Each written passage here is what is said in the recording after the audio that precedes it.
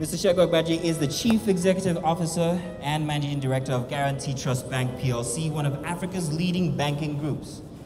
Mr. Agbaje joined GTBank as a pioneer staff in 1991 and rose through the ranks to become Executive Director in 2000, Deputy Managing Director in 2002, and now Managing Director and Chief Executive Officer since June 2011. He is an alumnus of the Harvard Business School, holder of Bachelor's of Science and Master's degree in Business Administration from the University of San Francisco. With over 20 years of experience in investment and international banking, Mr. Agbaje is passionate about technology, modern banking, and has pioneered several innovative and pace-setting products. One of such products is the Bank 737, I'm well aware everybody is aware of. Passionate about creating simple, elegant solutions, Mr. Agbaje believes that the future of banking is a single, integrated platform offering customers benefits beyond banking. This morning, he will speak on making sense of a world in motion. Ladies and gentlemen, please, let's make a big welcome to the CEO of GTBank, Mr. Segun Agbaje. Thank you. Good one. Thanks, man.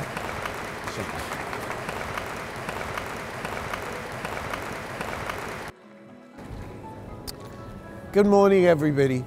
I don't know, I'm wired with two mics, but I'm not sure either one's working.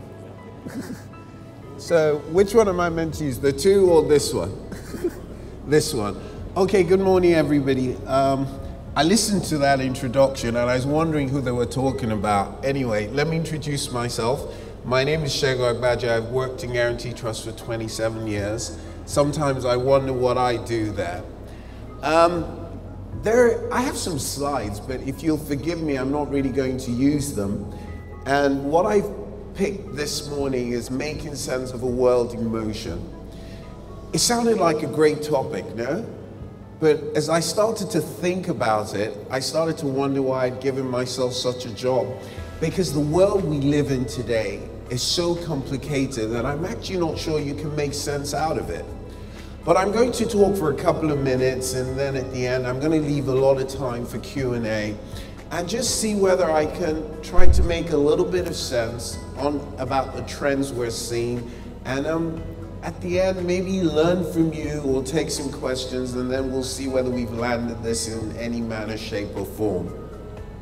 One thing is clear, I see a lot of, I said this last year and I was just saying to OB now, I don't know why I do this to myself. It's not fun to talk to people who know more about a topic than you do. And most of you in this audience know a lot more about technology than I could ever do. I'm not a millennial, I'm so much older, so I'm really playing catch up. So you'll have to forgive me if at the end of this I make absolutely no sense. But from where I sit, it's a great time to be an entrepreneur. It's a great time to be young because there's so much going on that is so different. I think technology has started to accelerate the type of change that is possible.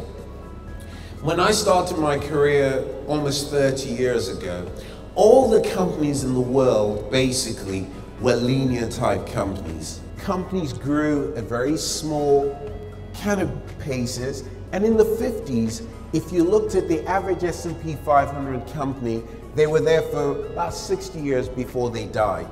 Today, if you look at the average time an S&P company is on the S&P is less than 20 years. And it's because technology has basically changed how we look at life. Today, technology has allowed companies to grow in a very exponential manner, and things are not linear. I mean, the growth you're seeing in companies is exponential. At one time, you had to be a massive company. You had to have lots of assets for you to grow. But today, that currency has changed. The currency in the world today is access. And most of the companies you see who are doing well today, and I try not to mention their names in case I get them wrong, are platform companies that are asset light. You have companies like Airbnb, you have Uber, you have Facebook, you have Google. All these companies are asset-light companies, and I've gone in a very short space of time to billion-dollar market caps that even companies that have been around for 20, 30, 40 years haven't gotten to. A couple of things have happened. You've got to change, and older people like me have to change the way we think. You don't have to. the world is completely different. When I started work, we used to pay consultants huge amounts of money to do 5-year strategic plans for us. And we would sit in a room for 6 weeks and try to map out the next 5 years.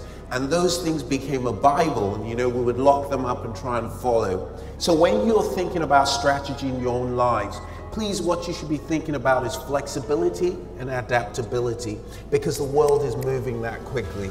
And so hopefully soon we'll get rid of these consultants and we don't need 5-year plans anymore. Most of you have just come out of MBA school. I remember we must have spent a whole semester talking about management structures. I remember they would tell us about matrix structures, functional structures. They would tell you that the optimum reporting line was 5 people, 10 people, garbage. Today, your organizational structure is what meets your objective. You have people who have grown companies in 5 years to those bigger than companies like General Electric, which tells you that those organizational structures don't mean very much anymore. And that's why I said if I could roll back my own life to where you are today, there's never been a better time to be an entrepreneur starting a business. The world today is almost like a field of dreams. You can attain scale that companies like us can't attain in a short space of time, because the currency is access and it's not capital. And if you have access to 1 billion people, even if you're in one room and you have a platform, you can be bigger than General Electric, you can be bigger than we are. And that is what has completely turned the world on its head. Where at one time you had to have 20,000 employees, you had to have physical presence in 80, 90 countries to grow a business that is successful, that is large. And that is no longer the case. You can be in one room, you can be 5 people. Every time I think of the payment space, I continue to get surprised. A few months ago, I traveled somewhere and they told me about a payment company called Square.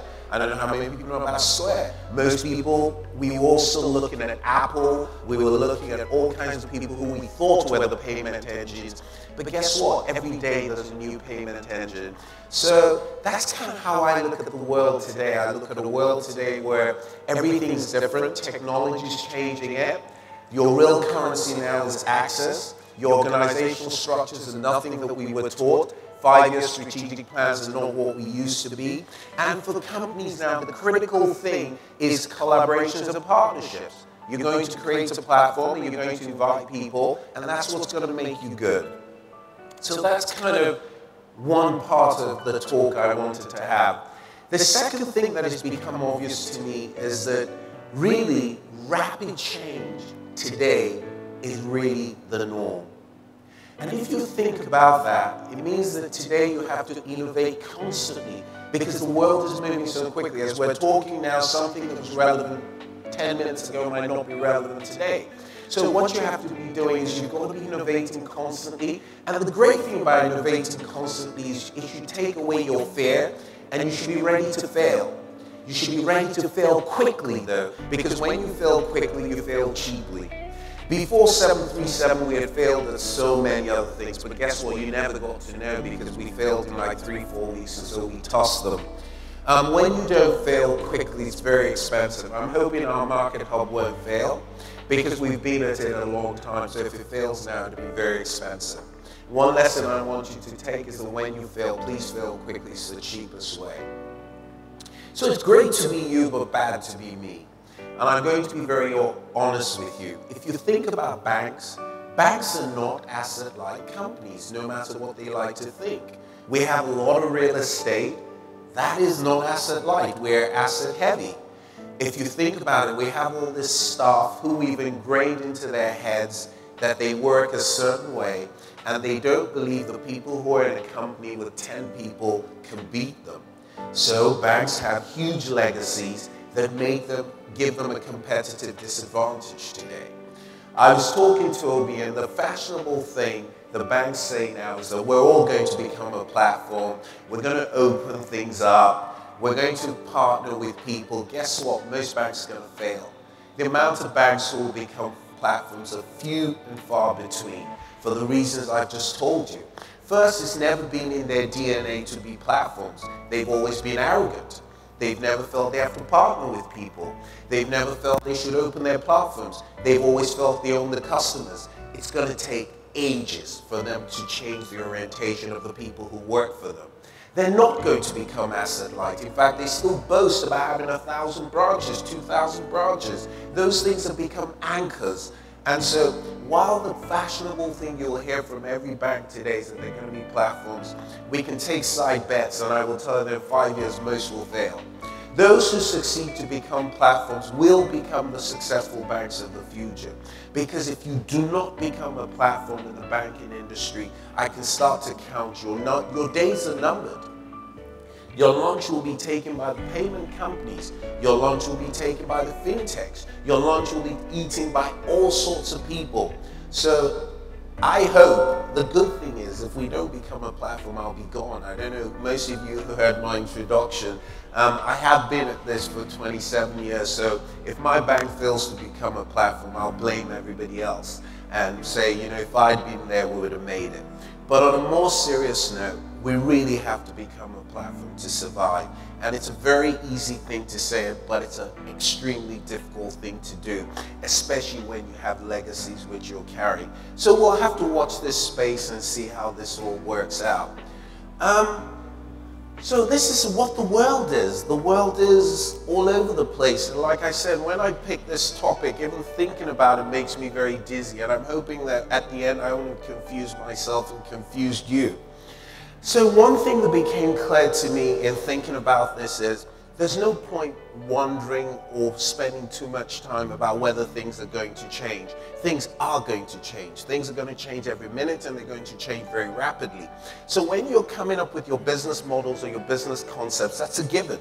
You shouldn't worry about that. It's almost like playing a game of chance now. You don't even know. One thing you know is that change will happen, but you don't know what type of change it will be. So that's a given in doing a business model. So what can we control? In talking and thinking and reading, I then decided that, okay, since we know the given, let us try to figure out the things that were the same 10 years ago, that are the same today, and probably will be the same in 5 to 10 years. And I don't want to make this kind of a spiritual or value-based talk, but one of the things that will not change are values. Values will always remain the same. Transparency, hard work, integrity, discipline, ethical leadership. Whether you are in a linear business model or you're in an exponential business model, those things will remain the same. Hard work will always make you successful. Discipline is the first rule in heaven. You wake up early, you get to places on time, it will always give you the edge. Integrity, especially in a country like Nigeria, will always give you an edge. We are not known for doing things properly. If you do things properly, you will have an edge. Transparency, tell people like it is. Show people what it is. If you make a mistake, apologize. We had something my technology people called a glitch or something a couple of months ago. But you know, I don't know what a glitch is. All I know is that the bank was down and nothing worked. And rather than make excuses, I thought we should apologize to the world, and that's what we did. And it was really interesting to see on social media, while some group of people were cursing us out, guess what? There was a large group of people who said, at least they've apologized. And so people appreciate those values. Ethical leadership is a very special one, and I'll tell you why. In today's world, if you think of the platform companies, there is a lot of wealth that is now concentrated in a few hands. These people have the type of wealth that companies, organizations used to control. This wealth is now controlled by individuals. Power corrupts, absolute power corrupts absolutely. So when you have this type of money, you start to develop a God complex. You've got to be very wary of that as you all become very rich, and keep what is ethical in your leadership and your dealings with other people. So that's one bucket of things I think will not change. No matter how fast the world is moving and how confusing things look, values will always be values. The second thing is the customer. The customer will always be the most special person, and the customer will always be at the center of everything. 20 years ago, the customer was king. today the customer is king. 20 years from today, the customer will still be king. It means that you have to take customer mapping a lot more seriously. You have to give customers what they want. A 25-year-old who's had 4 women have 4 different children for him is going to have very different needs from a guy who has 1 wife and 1 child, or the 25-year-old who has no children. So what you're going to push and what you're going to sell and what you're going to interest such a person has to be unique. You have to start to think of bespoke solutions for people. But the word bespoke can be misleading because you're going to sell the same thing to 100 million people just by their characteristics and their profiles. But the customer is going to remain more relevant. The customer is going to want things quicker, faster, cheaper, simpler. Google is giving you a free model.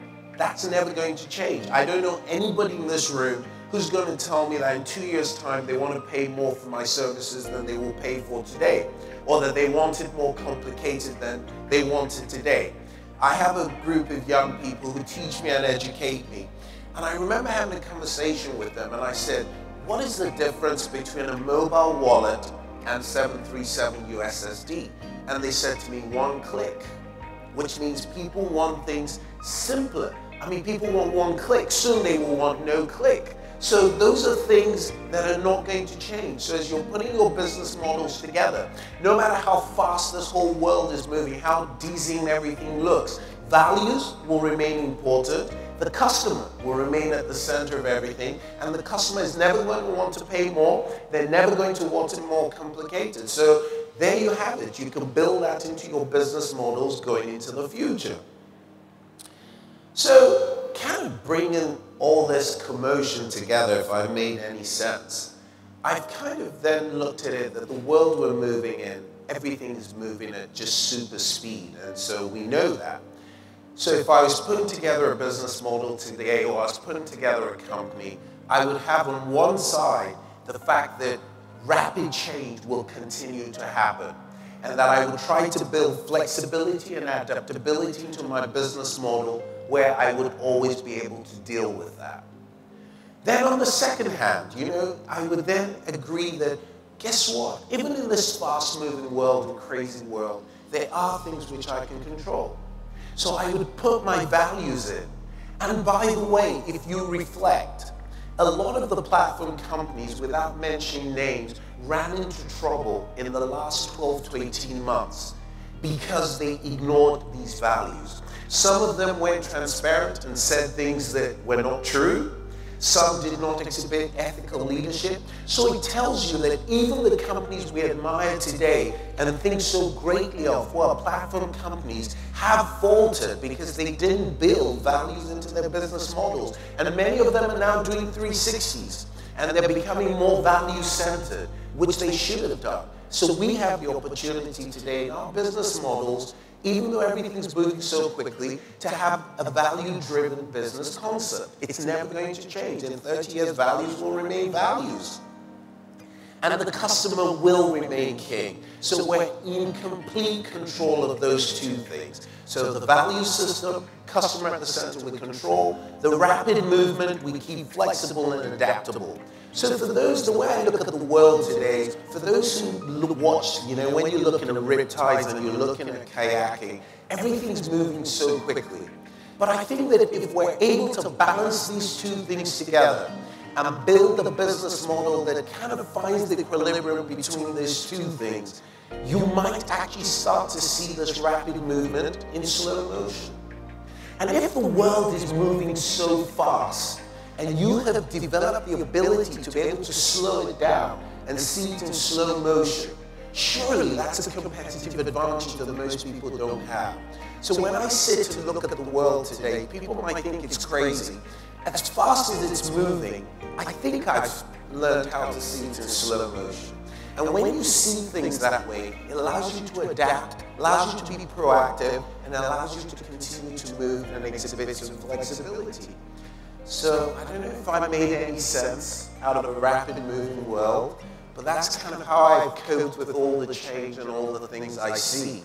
But like I said, I am here more than to just tell you my own thoughts, which are very short and kind of scattered and all over the place. It's also to learn from you, hear your questions, answer your questions, and see if we made any sense out of all this. Thank you very much.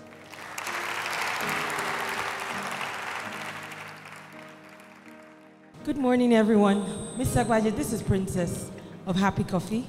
I spoke to you 2 weeks ago on the phone regarding my business and the GT Fair. Okay, the coffee shop. Yes, the coffee shop. And your 3 friends. We're all seated here. Okay. So my question to you is, I started this company 2 years ago, and for me, I'm here to ask you for one request again, like I did.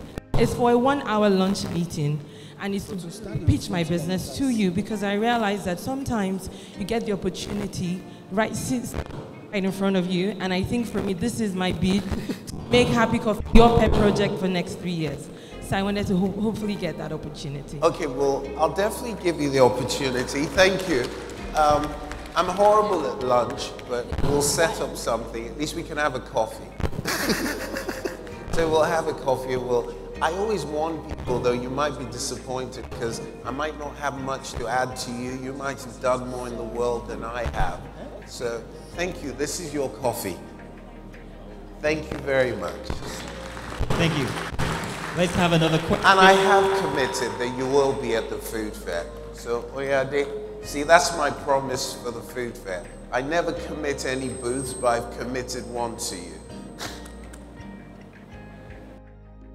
Good morning. Thank you for being here. My name is Stephanie, and I'm a business coach and strategist, and I focus on helping SMEs that are trying to scale. My question is about a term that I saw on your slides, and it's the word prosumer.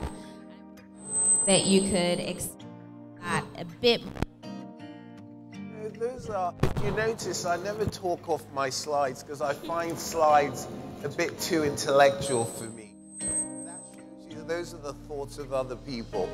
When I look at today's world, rather than look at a consumer or the word prosumer, which is an academic word, I tend to look at people who today want things served in a particular way, not in a generic way, and have a clear idea of what they want from you. And that's really how I look at it. Oh, I had one more. Sure. Sorry.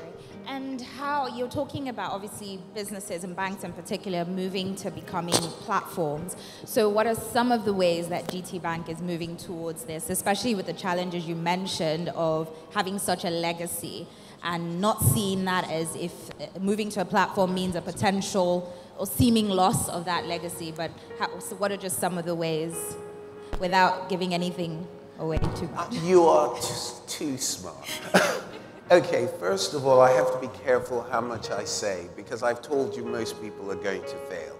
So I might be helping them from failing if I tell you. But I mean, one of the clear things is that you have to be ready to understand that you can't do everything alone and that you've got to open and have partners who are going to come. It's a very simple theory, but not so simple, which is that you're going to, for your customers, allow them to have that anytime they come into your ecosystem, they can do anything.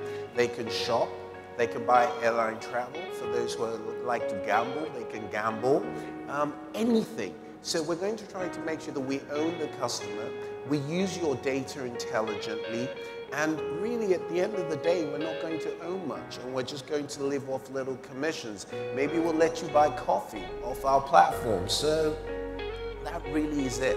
But like I said to you, sounds a lot simpler. When you're dealing in a bank where the culture is not to allow a coffee shop in as a partner, you start to hear comments like, oh, should we risk our brand with them? You know, you've got to get away from that. It's not more about risking your brand. Okay, if you have the payday loan companies, people ask you, oh, why should we let a payday loan company onto our platform? What if they default? Will it taint our brand?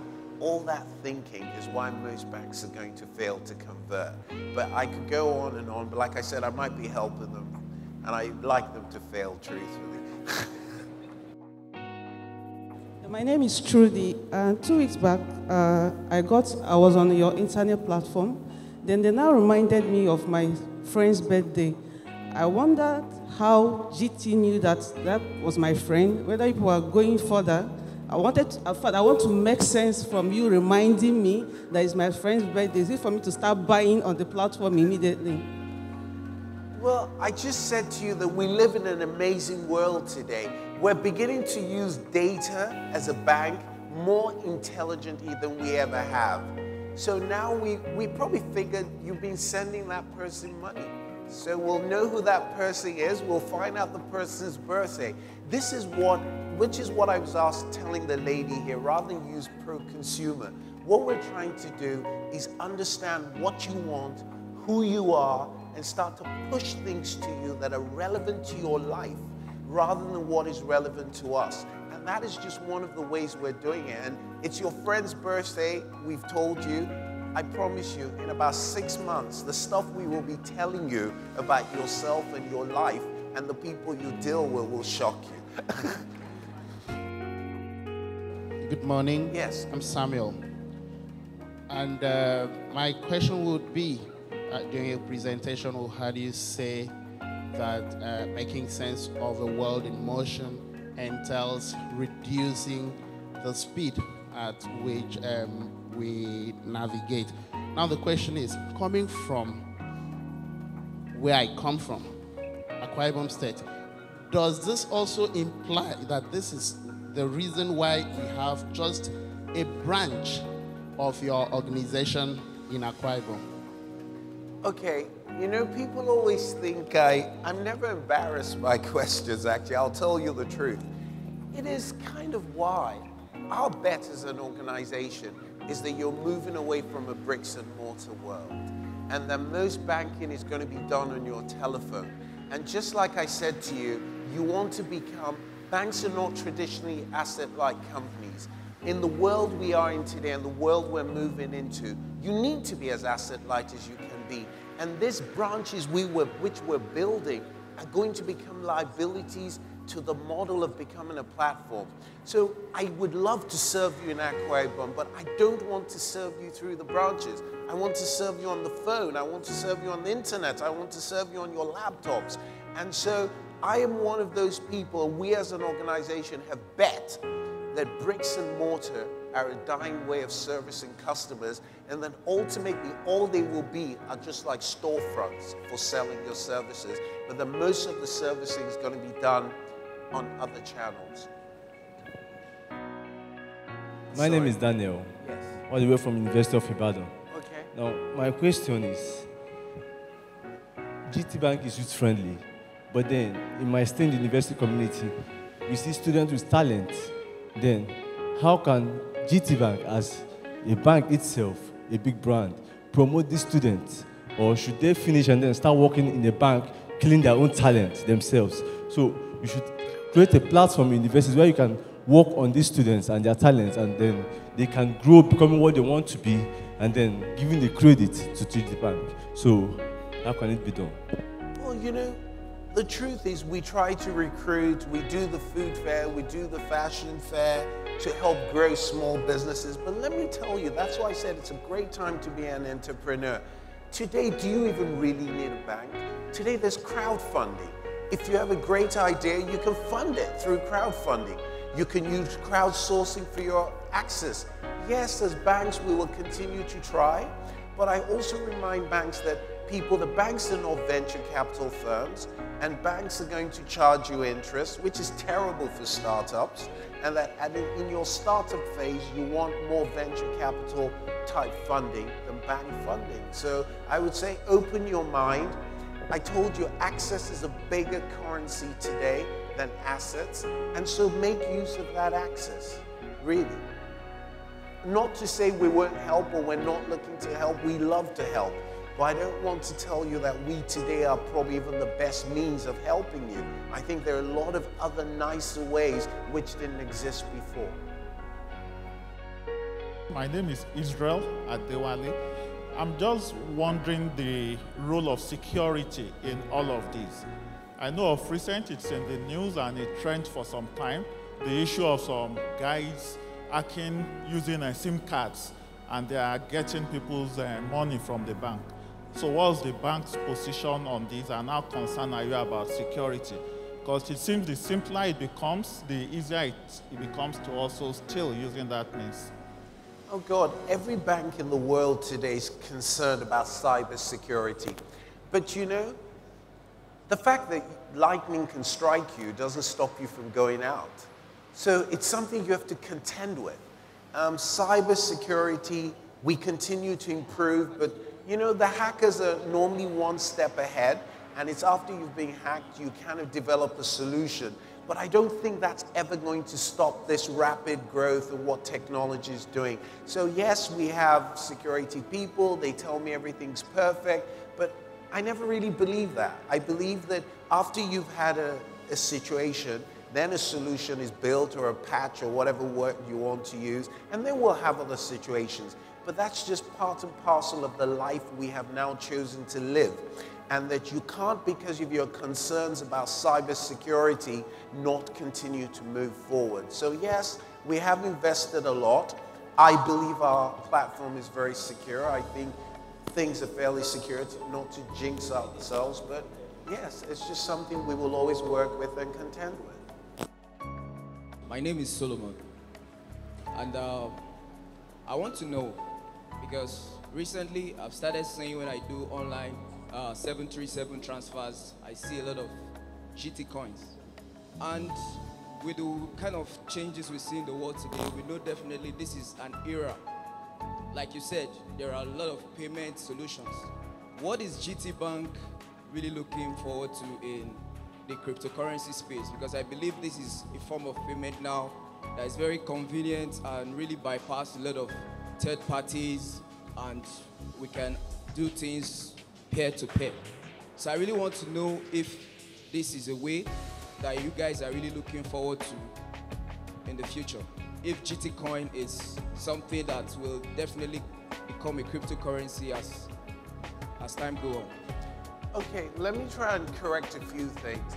First of all, I think as an organization, sorry, you can sit down, we believe in blockchain technology, and you know, cryptocurrencies are just one aspect of blockchain which you can use for other things. In Nigeria, you can't really use a lot of cryptocurrency today because the regulators don't allow you to, and there is no regulation around that. GT Coins is just a nice name for, it's almost like a reward program that we're running. But just like I said to you, I'll try to be very honest with you. When I found out what we were doing with GT Coins, I found that I believe we had launched it too early, and that's why we stopped it, because we hadn't thought through it properly. So we are now back in what you could call a lab. We're building all the things around GT Coins that we think you need to build around it, and then we're going to relaunch it. But really, it's a loyalty program that I think we launched too quickly. But remember, I said to you, if you're going to fail, fail quickly. Because if you fail quickly, it'll be cheap. So whatever mistakes we made on GT Coins was very cheap. We pulled it quickly. We'll go back out. It wouldn't cost us a lot of money. And by the time we come back with it, we'll have it working perfectly. My name is Alex from Red Core Solutions. Yes, sir. My question has to do with two areas. One has to do with the values you mentioned earlier on in your presentation. How is GTBank looking at managing the changes in the value system globally? There are a lot of gray areas right now. Things are no longer black and white like they used to be, around ethics and all of that. With this social media space and with things changing, with the demand for things changing, with GTBank playing the content space, I mean, GTBank, to me, I see GTBank in the next 4 or 5 years being a content marketplace based on the trend you're following and your products you have. But basically, how are you looking at managing these motions, these changes, these new dynamics when it comes to values? You know, the world is really, really changing with values. Unfortunately, it's no longer black and white. Well, you know, like I said, there are many smart people in this room, a lot smarter than me, but I have to disagree with you. I don't think there's black and white in values. I think values remain values, and that it's an excuse when people say there are gray areas around values. You know, theft is theft, a lie is a lie, transparency is transparency. Hiding something is So there are no gray areas. And like I told you, without mentioning names, it was this belief that there were gray areas that led some of the big platform companies into the trouble they had in the last 12 months. Trust me, I'm probably older than most people in this room. There is no black, gray area around values. Values are completely finite. Discipline is discipline. Integrity is integrity. No gray, no black or white. It is what it is, and it will always be. So I have to beg to disagree that there is any gray area around values. And that's why I said, in building your business models, you can take it to the bank, build values in it, it will be the same. I mean, I don't want to give you, I've had instances, I'm no saint, but I've had instances in my life where I could have chosen to see gray, but I always see clearly. And in the long run, you will always win if you do the right thing. I want to ask a question that I asked Mr. Deji Oguntode. I hope I got his name right. He was here yesterday at the presentation of disruptive technology from within Africa. And the question is to buttress what this young guy just asked you. Sure. I worked in this industry for a long time before. Currently, I'm a public servant. I work with Nigerian Communications Commission. And I'm asking this because I'm in ICT now, and GTBank is becoming, in private sector, one of the pioneers and giants in terms of innovative ideas in ICT. What I asked Mr. Deji yesterday was, as much as GTBank is customer and people friendly, and you're very interactive with your consumers and your audiences via your various fora, you use the GTBank food fair, the fashion, the SME market hub, and all that, fine and good. But as a private sector company that is pioneering and pushing, and in fact disrupting ICT in Nigeria in a positive way, can we have an idea of any plans, of anything you're doing about helping so many of these young ICT innovators that we have in Nigeria today? Currently, the GSMA, the Mobile World, is going on in Barcelona. Every year there is an ITU conference that holds annually. And there's always a platform where innovators are sent from countries. I know that because at NCC, we do manage to send some to go and participate and showcase what they have. As an ICT giant, please, is there anything GTBank is doing from the private sector side to also, help in adding to what the government is already doing? Thank you. Okay. I hope Deji's didn't give you a different answer from what I'm going to give you. But I'm going to give you the truthful answer. The first thing is, and I'll get to it, I'll be very quick. The first thing is we picked food and fashion as something we wanted to invest a lot of energy in. And I believe that a platform like this is doing a lot for ICT. I have a lot of respect for this platform, which is why I was here last year, I'm here this year. You've also got to be very careful as a private sector company not to be seen as doing too many things and always going into other people's space. And so we have been very careful about doing stuff in ICT that is like this. But what we do offer is, I think I'm back later today. We like to work with young developers. What we're hoping to do is kind of create a workspace for you where we'll allow you to develop things on our own platform using our own resources, but it will still be a controlled amount we can do, which is what is bringing me back today. But in terms of doing anything on a large scale like this for ICT, we've chosen not to because we think the platform already exists. This is a great platform. There's no point recreating it, and we would rather, or at least I would rather, if there was something else we could add to this, work with this platform, than go and start something else. So, like I said, I'll give you the truthful answer. I hope it ties with what Deji told you yesterday. Okay, we have a couple of questions, sir, from Facebook. As you know, we're going on live on Facebook. And first question, I think you might have touched on this, but I'll ask it all the same. This is from Facebook, and it asks, how does GTBank plan to assist SMEs with funds to grow their businesses? Well, look, we have an SME, we have lots of SME divisions, so I don't know where you're located. Truthfully, SME is my passion. This is my second term as CEO, and my first term, my passion was kind of retail. My second term, my passion is SMEs, actually. And so what we have done is we've created different SME divisions within the bank, and so we are giving loans. Even though people don't believe me, you don't have to have security, you don't have to bring your mothers, your houses, your brother. So we are, and there are a few test cases, and I think we'll get more and more comfortable. So we have something called like an SME advisory portal, and if you go in there, you can always sign in for an appointment, and you'll get to talk to people who can help you walk through this thing. So yes, we are looking to support SMEs. Another question from Facebook. How does GTBank's digital transformation amount to ROI? I was asked this question last year. I have a very simple theory, by the way. Please don't follow it because it doesn't always work. I think if you start to think of ROI, you will never do anything in the digital space. Because the ROIs, you know, I'm always scared. I don't want to mention companies because they might come and sue me. But I know for a long time, in case many people in this room don't know, I think Amazon only made its first profit last year or so.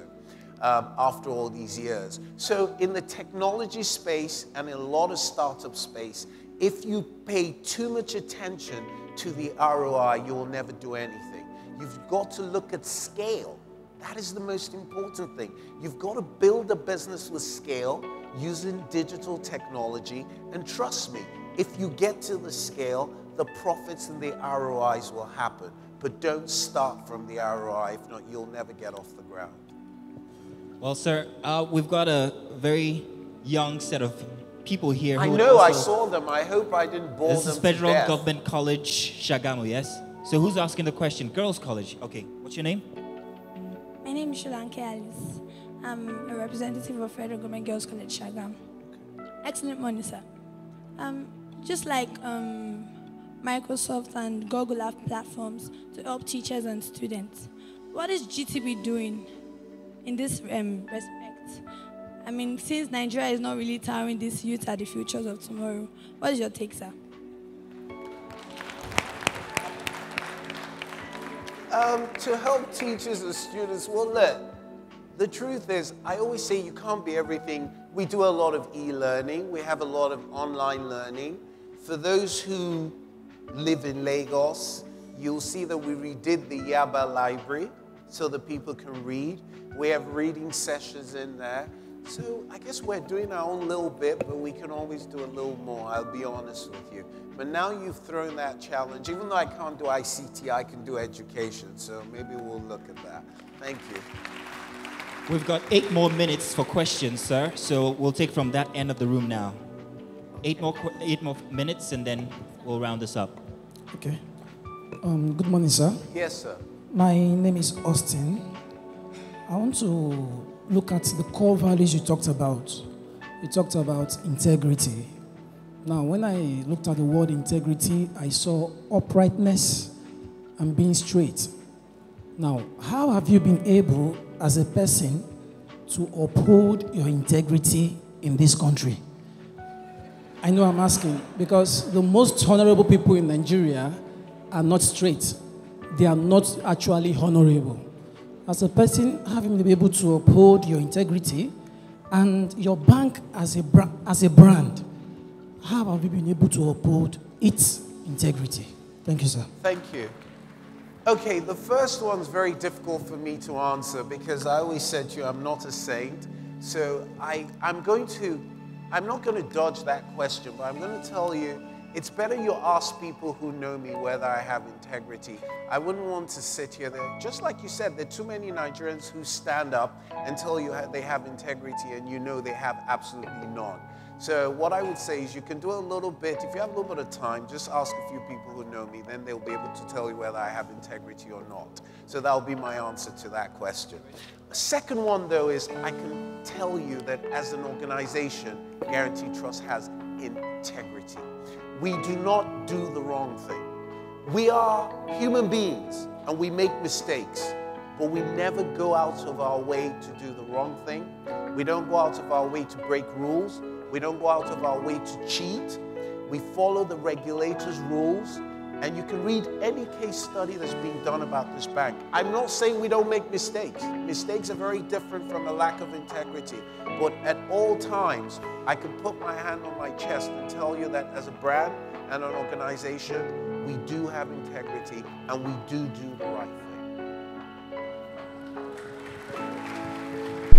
As a person, I don't know. Good morning, sir. Yes, ma'am. Okay, you talked about GTBank spreading across, helping young people in the fashion industry with the GTBank Fashion Weekend, helping people with the food fashion fair as well. But all of this is in Lagos. What is GTBank doing about local students in places like Shagamu, in places like Calabar, in places like Ikom, where I'm from, some local villages? Because I know that GTBank has branches in these places. So what exactly are you doing to help these young entrepreneurs or help these young students build up their skills and their talent? It doesn't have to be funding. It doesn't have to be through money. It can be through grooming them with a platform like Social Media Week as well. Is there any possible way that that's coming in the future, or is GTBank working on something like that? Okay, look, thank you. The beautiful thing, and I like how you ended, the beautiful thing about the world we are in today is that I can reach you through access, and that I don't have to be in e-com to reach you. And that's the whole idea of a platform business. So if you have a business in e-com and you want to plug into Guarantee Trust, we are open. Forget what anybody tells you. The business model of Guarantee Trust Bank today is an open model. We're ready to partner with anybody. So if you have anything you want to do, we can add value to you. We don't have to physically be together anymore. Having access to our platforms and our APIs will help you do that. For us to believe that we can have a food fair in Lagos, a food fair in Abuja, a food fair in Port Harcourt is never going to happen. Where the world is today is one place becomes a destination. So if you like that, just like if you like Social Media Week, wherever you are, this becomes a destination. You visit, and all your other interactions will be accessed, which is kind of online. And I really think that's how the world is moving, and that's how we have positioned ourselves and designed ourselves. So if you like food and fashion, please come to Lagos. Food is, I'm going to advertise, April 31st, May 1st, sorry, 29th, 30th, 1st of April, May. So if you like food and you're a foodie, please come to the event, Lagos. That's the thing, all the events are in Lagos. Nigeria is over 150 million people. Lagos is about 20 million. 20 million. So the other 130 million people, what happens to them? Everything is in Lagos. Well, how about GTB Fashion Food, Food and Fire in Calabar? In Calabar. That's a place that's about food as well. How about GTB Fashion Weekend in Port Harcourt? I mean, spreading this platform across different places help these people as well. And to be honest, GTBank doesn't give loans to young entrepreneurs. So we can't just walk into GTBank and say, I have this idea, I want this idea to turn into something big. Can GTBank help me? Except, like you said, the SME advice platform that you have. And not everyone has access to internet as well. So what is GTBank doing? Just like you have the idea of opening a branch in Ikom, what is GTBank doing to reach the people from Ikom, the people in Calabar, University of Calabar, the people in University of Port Harcourt? Because they're young people who are graduating and don't know what next to do. They can't come to Lagos all the time for all the events or all the... Okay, the young man here talked to me about integrity, so I better make sure I don't lie to you. I've tried not to lie to you. We will, maybe at some point, the logistics, for those who have ever attended the event, the logistics of putting these events together is a lot of work. And it's easier for us to do where we have the infrastructure and the resources. If we had to do it where we don't have the infrastructure and resources, it might not be as well done, might not turn out as well. But I will take it on board and see if we can ever do stuff there. But you said something. You said GTB doesn't give loans to entrepreneurs. Wrong. GTB didn't used to give loans to entrepreneurs because we didn't have an SME focus. Today, GTB gives loans to young entrepreneurs. We do. This will be the last question, sir, and it's from this end of the room. Yes, sir. Good morning. My name is Adeomi Kayode. I'm a creative director at Outward Media. I have a couple of questions, actually. The first is, I saw your introductory video before you came in. So I saw that you've been at the banking industry for since 1991, thereabout. Like, I want to know what keeps you going so much that you've been around for a long time, you never have a second thought to change your career. And secondly, as the CEO of GTBank, what keeps you awake at night? I just want to know. Well, look, first thing is, as difficult as this sounds, I love what I do. I really like being a banker. I know people hate bankers. I come from a family of bankers. My father was a banker, so maybe I never thought of being anything else. So I really enjoy what I do, so I've never thought about doing anything else. And I think it's biased that Guarantee Trust is actually the greatest place to work on earth. And that if I left here, where would I go? I can only go down if I've been at Guarantee Trust, so that's kept me here. What keeps me up? What's happening in this room? Is my business going to be disrupted? Are we going to be alive in 5 years? You know, people will always need banking, but will they always need banks? Will payment platforms take over from banks? In 10, 20 years, how much of banking revenues would have gone to other places? Those are the things that keep me up. How do I turn this bank from a traditional linear organization into a platform so that we can have exponential growth? That is enough to stop you from sleeping, trust me. Especially when you're dealing with people who already believe that they're the best. I'm telling you, bankers are really weird people. When you tell them that they need to partner with people, they don't get it. They still think they own the world. And I'm trying to tell them that, you know, the world is changing around us so quickly. We better learn some humility so that we'll be alive in 3 years. So it's a very difficult job to tell people who went to the best schools in the world, got first classes out of school, that they are actually not the best thing in the world, and that they need to open up and be more open-minded about working with other people. So that is my challenge for the rest of the time I will spend at least at Guarantee Trust Bank or in banking. Sir, I hope I answered your question. Okay, one more question, and I think we've neglected the middle here, so I'm going to... I have a friend of mine here. You have to let him I'm ask so a sorry. question. Where is he, sir? There he is. Let's hope he won't ask me the toughest question of the day. Good to see you again, sir. Thank you for your talk. I enjoyed it. I want to talk about, my name is Ayo Olashoju from Tavia, making sense of a world in motion. And talking about competition especially, and threats. And you mentioned a little bit about what I was going to talk about now. We've heard about all the new companies, the payment service providers, and things like that. You spoke a lot about access, people accessing your services, your Star 737, your portals. But what are you thinking when the person giving you the connectivity becomes a competitor? So when the mobile operator can now also offer banking, when the payment service providers, the PSP, the PSDs, they can now actually offer what you're doing as well. They can give loans as well. They can actually deliver value to customers as well. So what are your thoughts as far as that kind of threats are concerned? Those threats are very real, and that's why I said that the bankers of today need to be very careful.